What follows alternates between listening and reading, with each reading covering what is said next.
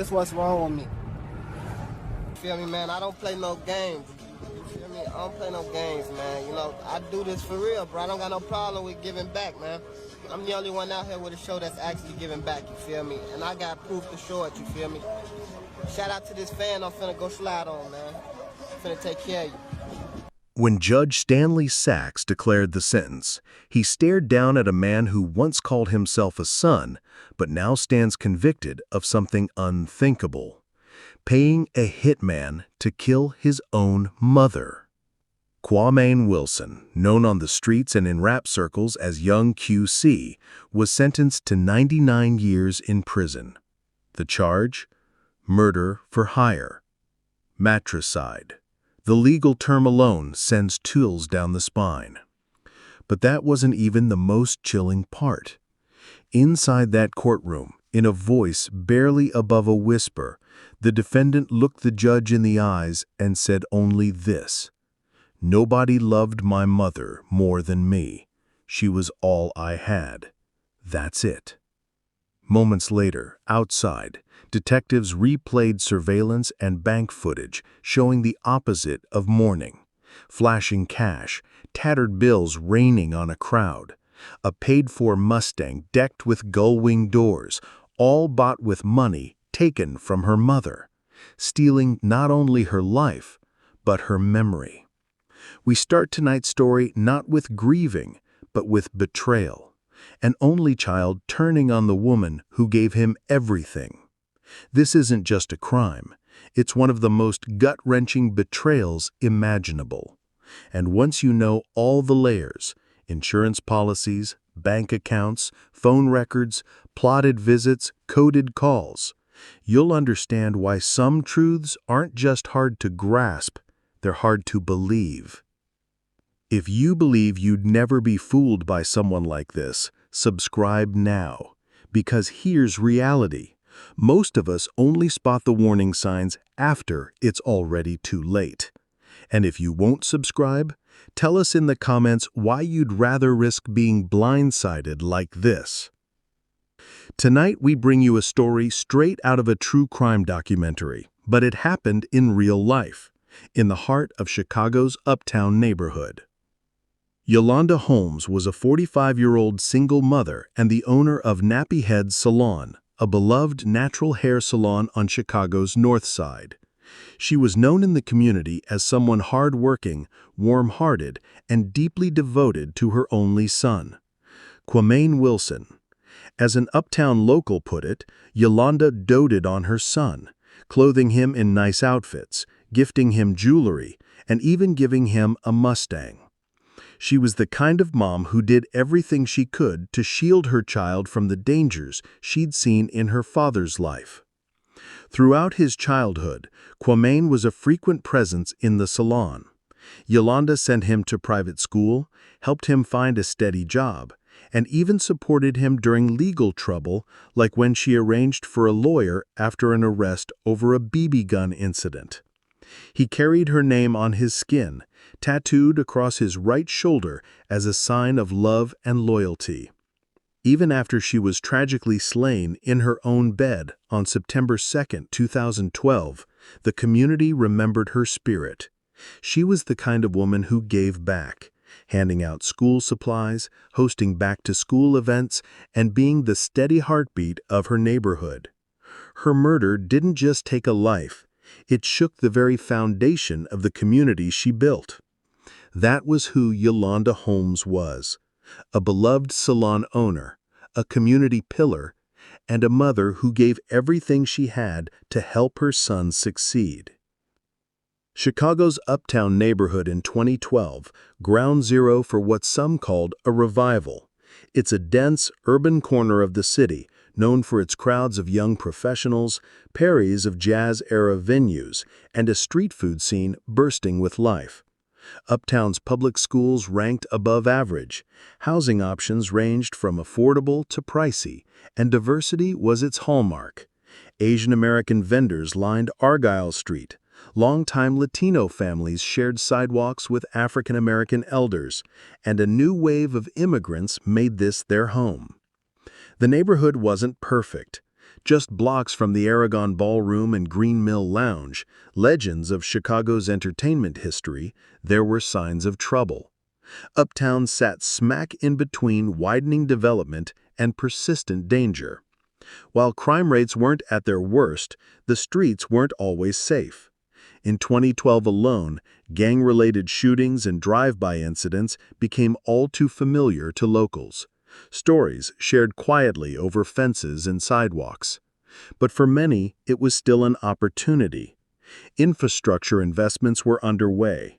The Red Line stations at Lawrence and Wilson were being refurbished, offering a lifeline to both commuters and economic growth. New mixed-use developments promised affordable housing and retail spaces. Small businesses thrived, and community leaders pushed to preserve Uptown's mixed-income character even while gentrification loomed. That's where Yolanda Holmes lived, worked, and built her world. She was a bedrock in a neighborhood of change, a salon owner who knew every face that walked through her door. But Uptown's blend of hope and hardship, of community and risk, would unknowingly frame one of its most gut-wrenching true crime stories yet. Before the tragedy that would shatter their lives, Kwame Wilson was simply a young man growing up in Chicago with one constant in his corner: his mother. Yolanda Holmes was more than a parent. She was his protector, his provider, the anchor of his world. She was devoted to him. As prosecutors would later note in court, Yolanda showered her only child with love and support, gifting him with clothes he could brag about, jewelry that made him feel important, even a Ford Mustang that symbolized a mother's belief in his dreams. It wasn't just money. She offered him her unwavering support. He was the only child in her life, and she made sure he never lacked anything within her means. Neighbors remember her words. She was determined that he wouldn't follow the wrong path, that he wouldn't be swallowed by the street life that had consumed his father. That Mustang was more than wheels. It was a statement. But in the months after her death, that symbol of a mother's sacrifice became, tragically, a part of the evidence line that would stack up against him. At 23, Kwame Wilson was no longer just a doted-on son. He'd grown into the metaphorical son Yolanda helped shape. But the love she invested in him would, heartbreakingly, be cast in a new light, a light that would demand justice. By 2012, Kwame Wilson wasn't just Yolanda Holmes's son. He was young QC, an up-and-coming rapper chasing dreams of fame, fast cars, and a public persona that demanded attention. He wasn't from a lavish background. In fact, many described him as spoiled, a label Judge Stanley Sachs later unpacked in court. According to prosecutors, whatever he wanted, his mother gave it to him: a car, a job. One could say he was spoiled.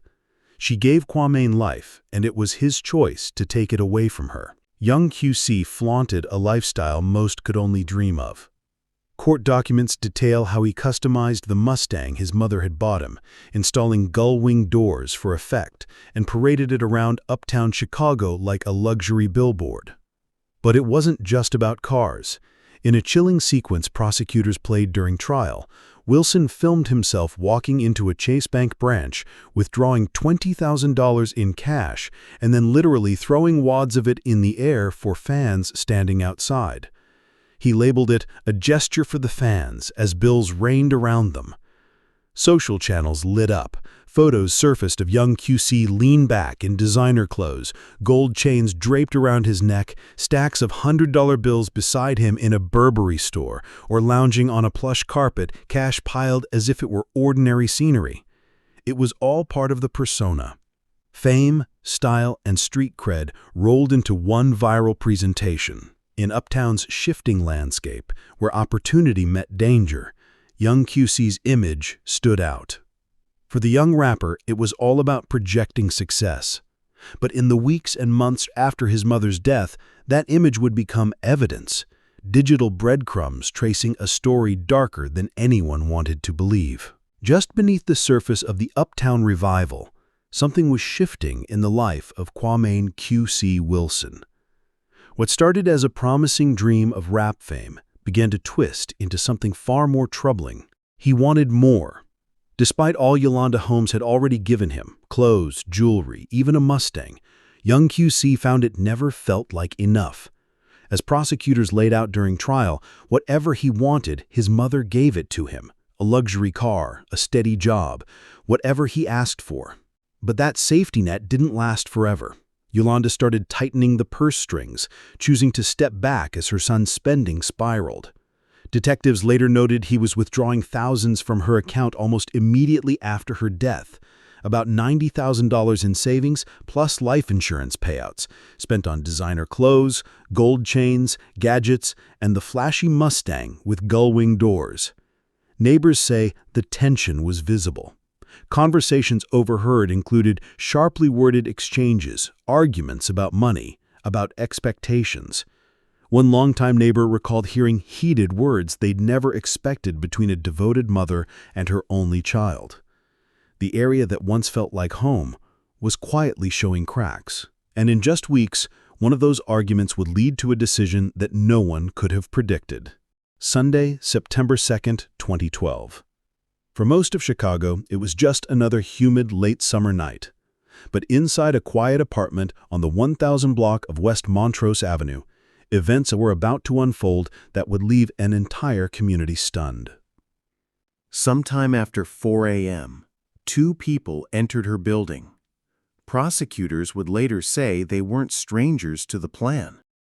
23-year-old Eugene Spencer walked the hallway, his footsteps deliberate. Outside, in a parked car, Loriana Johnson sat behind the wheel, keeping the engine warm, ready to drive. Inside, Spencer approached Yolanda's bedroom. She was asleep when he fired. One round struck her as she lay in bed. Detectives believe she may have been startled awake, but the confrontation was over in seconds. As the getaway car pulled away, there were no signs of a struggle, no forced entry. The apartment was neat, untouched. Valuables remained in plain sight: her purse, her jewelry, even her phone. When Chicago police arrived, the scene didn't look like a robbery. It looked like something else, something targeted. One veteran investigator would later say, this wasn't about what was in her apartment, it was about Yolanda herself. In the first few hours after Yolanda Holmes' body was found, detectives worked under the most common theory. This was a robbery gone wrong. Chicago's uptown neighborhood had seen its share of break-ins. But something about this scene didn't add up. Nothing had been taken. Expensive jewelry still sat on the dresser. Her car was still parked outside. Even her purse, with cash inside, was untouched. The medical examiner's report only deepened the mystery. Yolanda had been shot multiple times, twice to the head, once to the arm. It was clean, precise, the kind of shooting police often described as an execution. Detectives began pulling her phone records, looking for any unusual activity in the hours before her death. That's when they spotted it: a flurry of calls, placed just before the murder, to numbers they didn't recognize. And one detail was impossible to ignore. Many of those calls came from someone Yolanda knew, someone she spoke to almost every single day. And those calls led straight back to someone Yolanda trusted more than anyone else in the world. In the days after the murder, Yolanda's only son, Kwame Wilson, appeared to be a heartbroken young man. At her funeral, he called her the best mother in the world. He thanked her for always believing in him, for sacrificing so much so he could chase his dreams. But away from the public eye, something entirely different was playing out. On social media, Kwame, known in the rap scene as Young QC, began posting videos that caught detectives' attention. Clips of him in designer clothes, peeling off stacks of $100 bills. He was handing out cash to friends, driving flashy cars, even walking into banks and withdrawing large sums of cash, thousands at a time. It didn't take long for investigators to connect the dots. Just days after Yolanda's death, Kwame accessed her bank accounts, and within months, he had collected her life insurance payout, nearly $90,000. The lavish shopping sprees, the sudden burst of cash, it wasn't the behavior of someone buried in grief. It was the behavior of someone who had just come into a windfall and wanted the world to see it. Following the money became the key to cracking the case. Every withdrawal, every receipt, every Instagram post told a story, and that story pointed right back to him. This is exactly how predators hide in plain sight, smiling for the cameras while covering up the unthinkable. If you don't subscribe, you might never spot the next one in your own life. And if you truly believe you're immune, drop your reason in the comments, because I'd like to hear it. As detectives traced the calls from the night of Yolanda's murder, a clear pattern emerged. The same two names kept surfacing: Eugene Spencer and Loriana Johnson. Eugene Spencer, 23 years old at the time, was no stranger to law enforcement. Street-level arrests, a reputation for doing dirty work for quick cash. Loriana Johnson, 23 as well, didn't have the same rap sheet, but she was Spencer's friend and often his driver. Phone logs showed a chain of calls between Kwame and Spencer in the hours before the killing. Then, just after Yolanda was shot, another set of calls, this time between Spencer and Johnson. It was a direct line, connecting Kwame to the man who pulled the trigger and the woman who waited outside in the getaway car. Detectives now had a theory. This wasn't a random robbery. It was a planned hit. And the person who ordered it was Yolanda's own son. Johnson said it was no robbery. There was no scramble for cash, no plan to steal jewelry or electronics. She testified that Kwame had promised to pay Spencer thousands of dollars if he killed his mother. In chilling detail, Johnson recalled how Spencer came running back to the car, out of breath, telling her it was done. She drove away, knowing exactly what had happened, just floors above them. The prosecution's theory, a murder for hire, fueled by greed, was now backed by the words of someone who had been there. With the truth out, the question became, how could a son plot to kill his own mother? By late 2013, the investigation had gathered enough weight to crush any doubt. Arrest warrants were issued for all three: Kwame Wilson, Eugene Spencer, and Loriana Johnson. Detectives moved in quietly. Kwame was taken into custody without incident. Spencer and Johnson followed shortly after. Prosecutors wasted no time laying out their case. This was greed in its rawest form. Premeditation from start to finish. A cold, calculated plan to cash in on a mother's insurance policy, orchestrated by the very person she had worked her whole life to protect. Inside the courtroom, the legal strategy was clear. The state painted Kwame as the mastermind, the one who ordered the killing, arranged the payment, and stood to benefit the most. Family and friends of Yolanda Holmes filled the benches, their faces a mixture of disbelief and pain.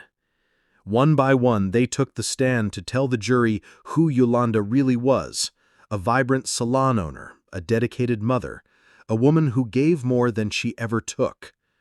They spoke about the years she spent building her business, the sacrifices she made so her son could have opportunities she never did.